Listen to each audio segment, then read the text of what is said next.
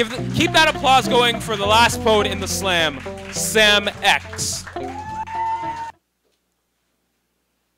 Election day epilogue past tragic November. Preludes watching her extend those lithe and limber limbs to cradle the promises and preconceived notions I left stashed in unlicked envelopes unsent. She's the perfect love letter correspondence left intentionally unwritten, and yet she urges the very ink like blood from my weary scriptured pen. She knows the sound of every song long before my voice begins. My arteries have found a pulse and pumping verse again. I'm pushing the adhesives holding back her every whim. In fact, this dam is breaking, and I'm reaching out like trees. Limbs. Not crucified, not born again, but only naked. And as for saviors, love has saved her. And I'll shade her with my leaves. Shake open invitations to carve RSVP into the trunk of me. So it is Sanskrit written on my body. Initial spelling, open sesame and seeds, bearing the fruit of poetry. Forget me not.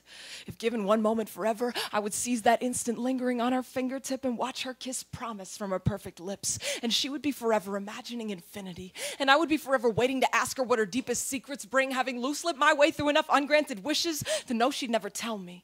But there would certainly be no doubt. I would eternally wonder just how she could ever love me and know simply that she does. And just before she fell asleep, before those PTSD-inspired dreams compelled her restless legs to kick at unforgiving sheets, I would watch her drifting deep.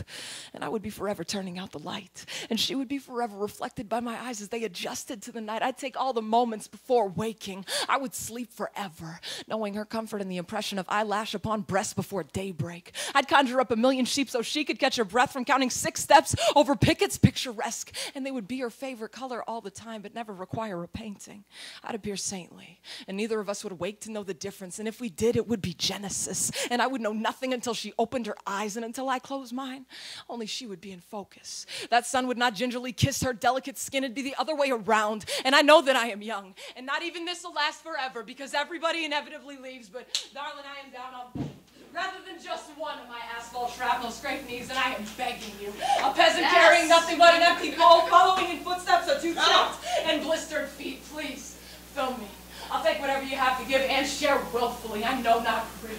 You are Romeo, and I poetry, and though bitterly, I have lived through the repercussions of my own ill intentions and benefited from every doubt that made me far worse rather than better. But I will never stop writing you love letters. Each one will be a testament conspicuously structured around the breathtaking architecture of forever. So whether you got a proposition or are proposing, we'll both laugh, but I will only ever be half joking.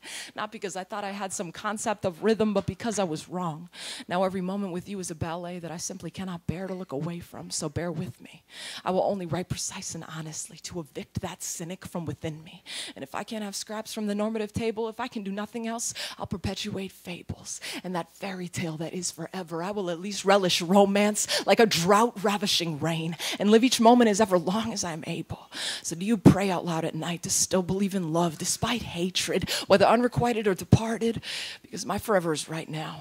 And if I had only pennies from this day forth, I'd wish each and every one to be a change of heart, a fortune of truth I'd well spend on you. So yes, in short, I do.